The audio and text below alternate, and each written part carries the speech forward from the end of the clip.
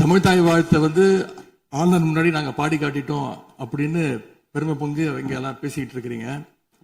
நீங்க சொல்றதை பார்த்தா தமிழ்தாய் வாழ்த்தை விட ஆளுநர் தான் உங்களுக்கு முக்கியம் அப்படிங்கிற எண்ணம் எங்களுக்கு ஏற்படுது, மக்களுக்கும். அதுல சொன்ன வார்த்தைகள் எங்களுக்கு கஷ்டமா இருந்துச்சு. காம்ப்ரமைஸ்ங்கிற வார்த்தை எங்களுக்கு கடினமா இருந்துச்சு. நாங்க திருப்பியும் நாங்க பதிவு பண்ணிக்கிறோம். எந்த விதமான காம்ப்ரமைஸும் கிடையாது. தமிழ்தாய் வாழ்த்தை முதலில் பாடப்பட்டது எங்களுடைய முதலமைச்சருடைய வெற்றி, தமிழக மக்களுடைய வெற்றிங்கிறத நாங்க பதிவு பண்ணி எந்த காம்ப்ரமைஸும் இங்க நடக்கல, அதை நாங்க பதிவு பண்ணிக்கிறோம்.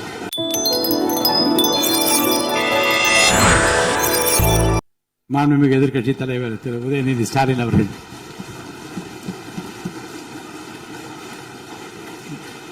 மாண்புமிகு பேரவைத் தலைவர் அவர்களே, பெருமை வாய்ந்த இந்த அவையில ஆளுநர் உரையின் மீது நன்றி தெரிவிக்கின்ற தீர்மானத்தில் பேசுகின்ற வாய்ப்பை தந்த பேரவைத் தலைவருக்கு முதலினுடைய நன்றியை தெரிவிச்சுக்கிறேன். அதுமாதிரி நம்முடைய மாண்பு முதலமைச்சர் அவர்களுக்கு திராவிட முன்னேற்ற கழகத்துடைய சட்டமன்ற உறுப்பினர்கள் அனைவரின் சார்பாகவும் எங்களுடைய பிறந்தநாள் வாழ்த்துக்களையும் நான் தெரிவிச்சுக்கிறேன்.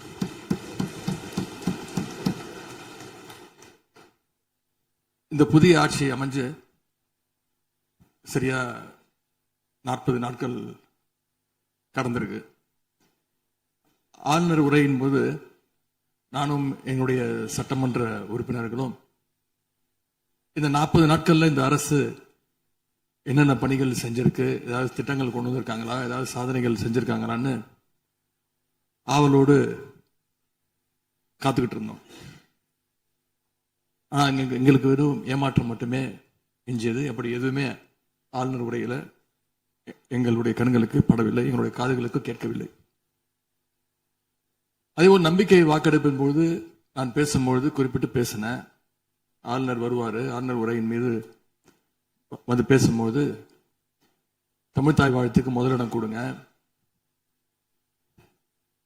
அப்படின்னு சொன்னேன். பேரவையின் அனுமதியுடன் அலுவல் நேரம் நீட்டிக்கப்படுகிறது. அதே போல தமிழ்தாய் வாழ்த்து முதல்ல பாடப்பட்டுச்சு. உடனடியாக தேசிய கீதமும் பாடப்பட்டுச்சு. தமிழ்தாய் வாழ்த்து ஒரு முறையும் தேசிய கீதம் 2 முறையும் பாடப்பட்டுச்சு. மரபு மீறல் நடந்திருக்கு.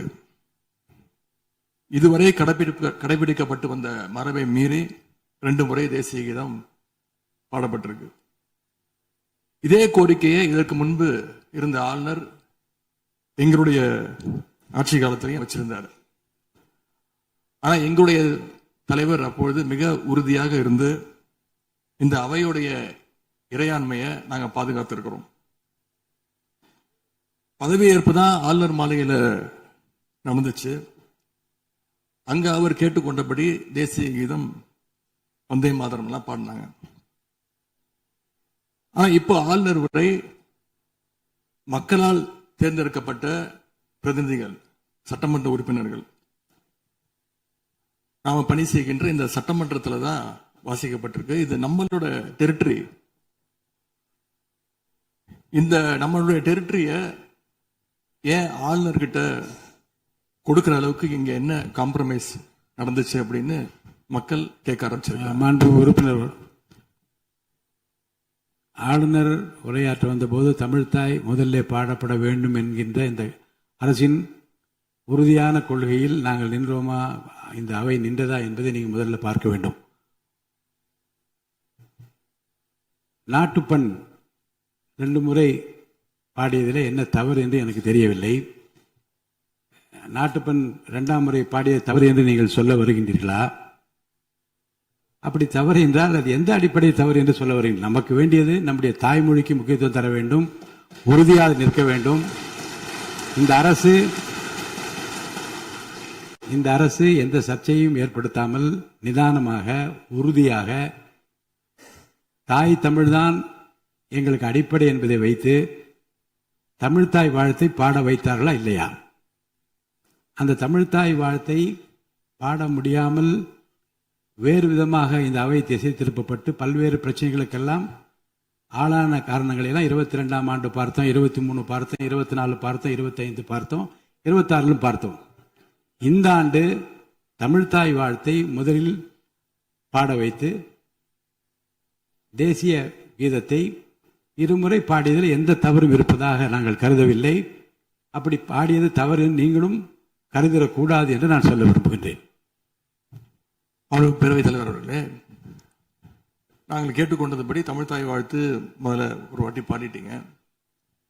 பொதுவாக இந்த அவையில் இருக்கக்கூடிய மரபு கடந்த காலங்களில், கடந்த ஆட்சி காலங்களில் தமிழ்த்தாய் வாழ்த்து ஒரு முறையும் நிகழ்ச்சி முடிஞ்சோடனே தேசிய கீதம் ஒரு முறையும் தான் பாடப்பட்டு நிகழ்ச்சிகள் முடியும். ஆனால் இந்த முறை நாங்கள் கேட்பது ஏன் 2 முறை தேசிய கீதம் பாடப்பட்டது அப்படிங்கிறது மட்டும்தான் எங்களுடைய கேள்வி. அப்படின்னா தமிழ்த்தாய் தமிழ்த்தாய் வாழ்த்தையும் 2 முறை நீங்கள் பாட சொல்லி உங்களுடைய ஆளுநர்கிட்ட நீங்க ஒரு கோரிக்கை வச்சிருந்திருக்கலாம். அது இங்க பேசும்போது உறுப்பினர்கள்லாம் ஆளுநர் அவ்வளவு மகிழ்ச்சியாக இருக்கிறாங்கன்னு சொல்லி ஆளுநரை விட நீங்கெல்லாம் ரொம்ப மகிழ்ச்சியா இருக்கிறீங்க. தமிழ்த்தாய் வாழ்த்தை ஆளுநர் முன்னாடி நாங்க பாடி காட்டிட்டோம் அப்படின்னு பெருமை பொங்கு இங்க எல்லாம் பேசிக்கிட்டு இருக்கிறீங்க. நீங்க சொல்றத பார்த்தா தமிழ்த்தாய் வாழ்த்தை விட ஆளுநர் தான் உங்களுக்கு முக்கியம் அப்படிங்கிற எண்ணம் எங்களுக்கு ஏற்படுது, மக்களுக்கும் ஏற்பட்டுக்கிட்டு இருக்கு. பொதுப்பணித்துறை அமைச்சர். மாண்புமிகு பேரவைத் தலைவர்களே, தமிழ்த்தாய் வாழ்த்து எங்களுடைய முதல்வருக்கு உயிருக்கு எந்த அளவிற்கு முக்கியமோ அதே அந்த அளவுக்கு நாங்கள் முக்கியத்துவத்தை தரோம். மாண்புமிகு எதிர்க்கட்சி தலைவர் அவர்கள் எதிர்க்கட்சி நாங்களும் பேச விட மாட்டோம். நீங்க ஒத்துழைப்பு கொடுக்கலன்னா நாங்களும் பேச விட மாட்டோம். அமைச்சர், தமிழக அரசுடைய ஸ்டாண்ட நாங்க பேசுறோம். எங்களுக்கும் குரல் கொடுக்க தெரியும். இந்த அவை மாண்பை நாங்களும் பாதுகாக்கிறோம். மாண்புமிகு எதிர்க்கட்சி சொல்லக்கூடிய நோக்கம் தமிழக மக்களுக்கு தவறுதலா சொல்லக்கூடாதுங்கிற பதிவை நாங்கள் செய்கிறோம். எங்களுடைய முதலமைச்சருடைய எண்ணம் என்ன, தமிழக மக்களுடைய எண்ணமோ அதுதான் எங்களுடைய முதலமைச்சருடைய எண்ணம். கடந்த 3-4 வருடங்களாக தமிழ்த்தாய் வாழ்த்து இங்க பாடப்படல. ஆளுநரை எதிர்த்தீர்கள், வெளிநடப்பை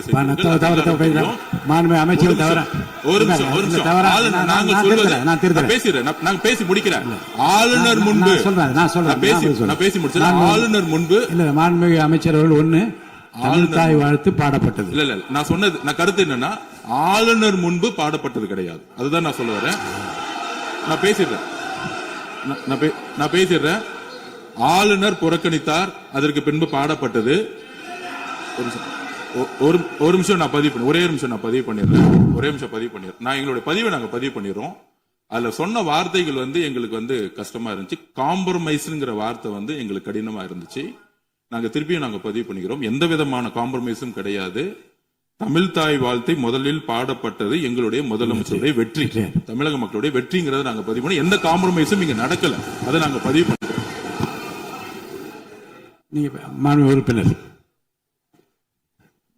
பேரவைத் தலைவர்களே, நாங்க மீண்டும் அதான் கேட்கிறோம். தமிழ்த்தாய் வாழ்த்து ஒரு முறை பாடிட்டீங்க, அதுக்கு வாழ்த்துக்கள். ஏன் தேசிய கீதம் 2 முறை பாடப்பட்டுச்சு? அப்ப ஆளுநர்கிட்ட நீங்க கோரிக்கை வச்சிருக்கனால நீங்க தேசிய கீதம் 2 முறை பாட பண்ணணும்னா நாங்க தமிழ்த்தாய் வாழ்த்து 2 முறை இல்ல 3 முறை நாங்க போடுவோம்னு சொல்லி அதை நீங்க செஞ்சு காட்டிருக்கணும். அதுதான் நான் கேட்கிறேன். உங்களுக்கு இப்ப ஆளுநர் முக்கியமா, தமிழ்த்தாய் வாழ்த்து முக்கியமா அப்படிங்கறத நான் இந்த அரசுகிட்ட நான் கேட்க விரும்புறேன். ஆட்டுக்கு தாடியும் நாட்டுக்கு ஆளுநரும் தேவையில்லைன்னு சொன்னவர் பேரறிஞர் அண்ணா அவர்கள். அவரை உங்க கொள்கை தலைவர் லிஸ்ட்ல அட்டாச்சும் பண்ணியிருக்கிறீங்க. ஆனா இன்னைக்கு ஆளுநரை தலையில வச்சு கொண்டாடிட்டு இருக்கீங்க. நான் கேட்க விரும்புவது, நீங்க எல்லாம் சேர்ந்து மாண்புமிகு எதிர்கட்சி தலைவர் அவர்களுக்கு ஒன்று சொல்றேன். ஆளுநருக்குரிய மரியாதை மட்டும்தான் தரப்பட்டது. யாரையும் தலையில வைத்து கொண்டாட வேண்டிய அவசியம் இந்த அரசுக்கு இல்லை.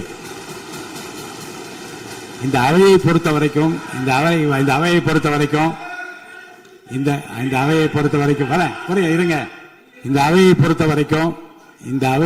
வரைக்கும் ஆளுநர் இங்கே வருகை தருகிற போது உரிய முறையில் மரியாதையும், இந்த அவையினுடைய விருப்பத்திற்கேற்ப, அவைத் தலைவரின் விருப்பத்திற்கு ஏற்பதான் நிகழ்வு நடைபெறும் என்பதையும் உறுதியாக நின்று தமிழ்த்தாய் வாழ்த்தை முதலில் பாட வைத்து, தமிழ்த்தாய் வாழ்த்துக்கு பிறகு தேசிய கீதம் ஒரு முறை அல்ல 2 முறை பாடப்பட்டது. அதில் எந்த விதமான தவறும் கிடையாது. அதில் உள்நோக்கு கற்பிப்பது தவறு என்று நான் கூறுகின்றேன்.